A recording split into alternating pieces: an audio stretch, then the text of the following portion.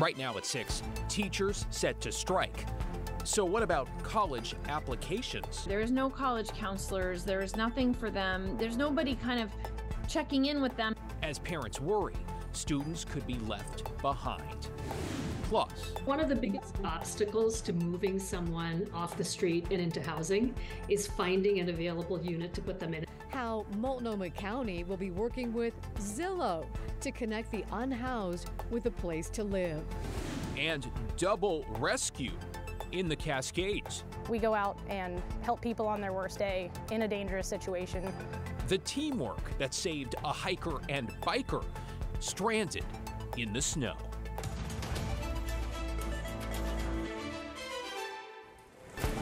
Thanks for joining us. I'm David Molko. And I'm Laurel Porter. First at 6, we are less than 5 days away from a potential teacher strike in Oregon's biggest school district.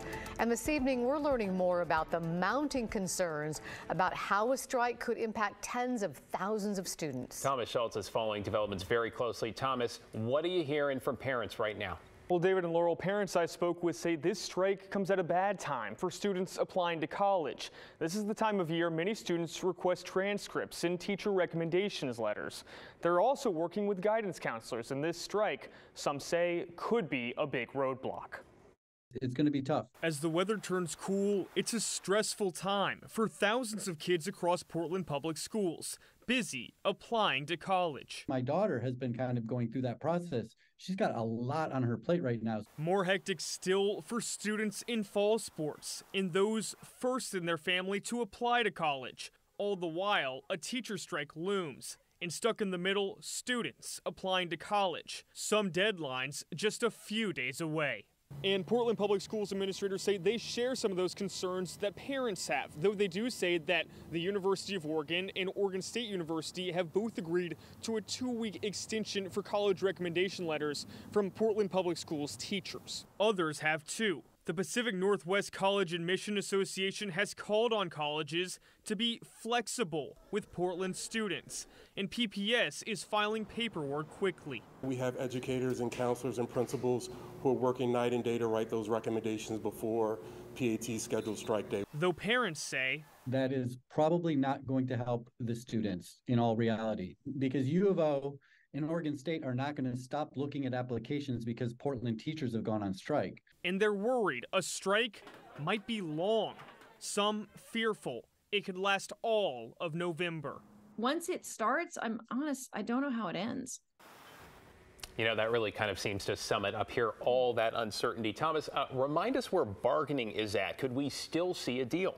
Yeah, well, we could. They still have bargaining sessions scheduled for Monday, though keep in mind there are ways apart. The union's latest proposal is for a 19% pay raise over the next 3 years. Now, the district is countering that proposal with a 10.5% pay raise over the same time frame, and that's just one of the gaps in negotiations that have gone on for almost a year at this point. Well, I know a lot of people holding out hope they can come up with a compromise.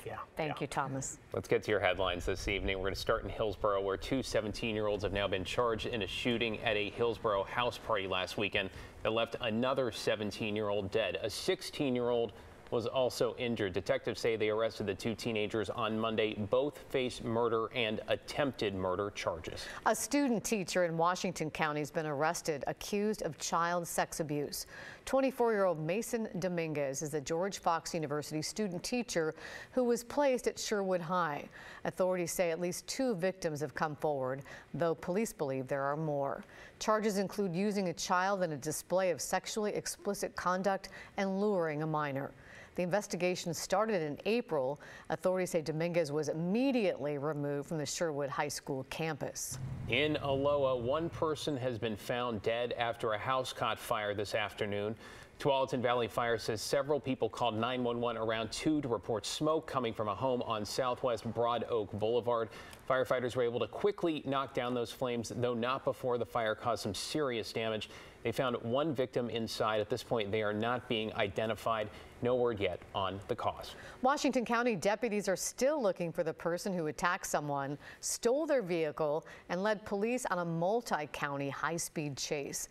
The assault and car theft were reported just after midnight in Seaside. The victim is in critical condition. Police briefly spotted the car but stopped chasing it when it sped east on Highway 26, at one point going over 100 miles an hour.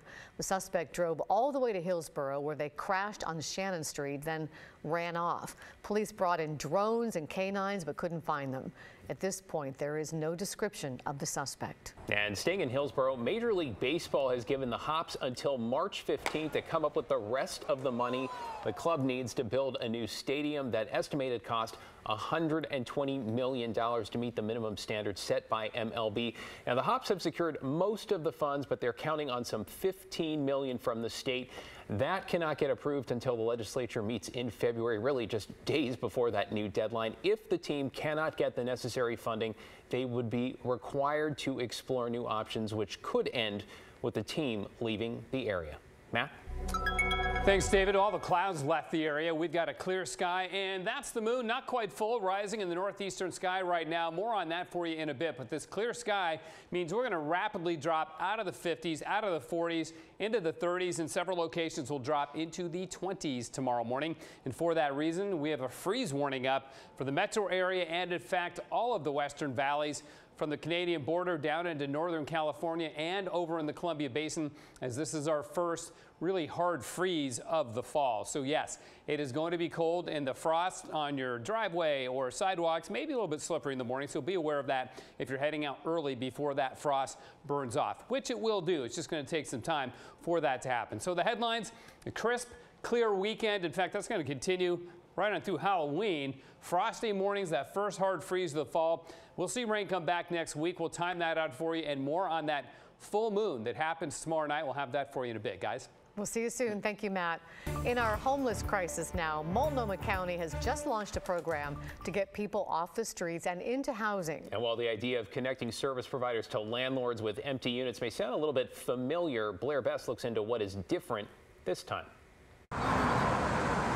In the latest attempt at housing the homeless, Multnomah County looks to landlords. One of the biggest obstacles to moving someone off the street and into housing is finding an available unit to put them in. Annette Johnson. From 1981 to 2004, I never had a key. Knows that obstacle well. Oftentimes, it's very complicated, and there's really no way to find out. You just have to guess.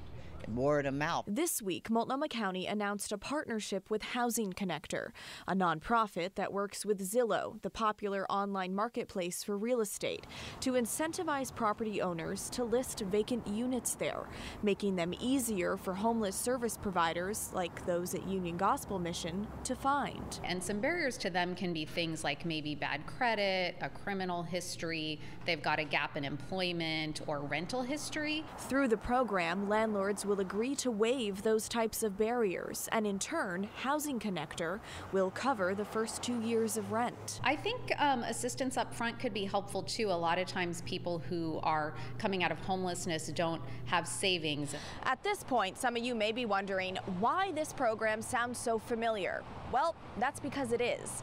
Last year, Multnomah County launched a different landlord incentive program called Move In Multnomah, which paid landlords to house homeless people. Now, they did that by covering their rent for a year. But when it ended, some of those homeless people ended up back out on the streets, unable to make those payments themselves. So the big question here is, will this new program work any better? We have been successful at taking thousands of people off the streets and putting them into housing. There are always places we can do better, and I've worked on identifying those, and this is one of them. Commissioner Sushila Jayapal has been trying to bring this program to Multnomah County for almost a year now. It has taken longer than I would have liked, yes. She believes connecting landlords to service providers is an important piece that's been missing from previous county-led housing programs, to really create a more effective system of placing people into housing. So this program is up and running this month, but today we talked with a handful of service providers and they didn't know anything about it. But what they did say was that it takes more than just housing.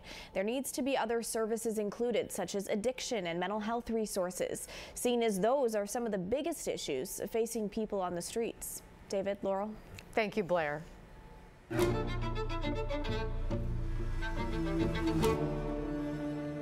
Tonight, KGW will premiere our new documentary, Sick Medicine. It investigates doctors who are disciplined for serious misconduct, but are allowed to keep practicing. So our team analyzed data from the Oregon Medical Board and found that of the 144 doctors disciplined in the state between 2012 and 2022, 28 of them went on to practice medicine in another state. Our documentary takes a closer look at several of these cases. It also explores resources that can help patients research their doctors. 99.9% of doctors are great and do the right thing. That 1% is a big number of doctors that are abusing women and children. Unfortunately, the medical boards, there's a tendency to protect those doctors. Really important reporting there from Ashley Korslund and team. The broadcast premiere of Sick Medicine tonight at 7 on KGW, right after the story. You can also check it out right now on the KGW YouTube page and on KGW+.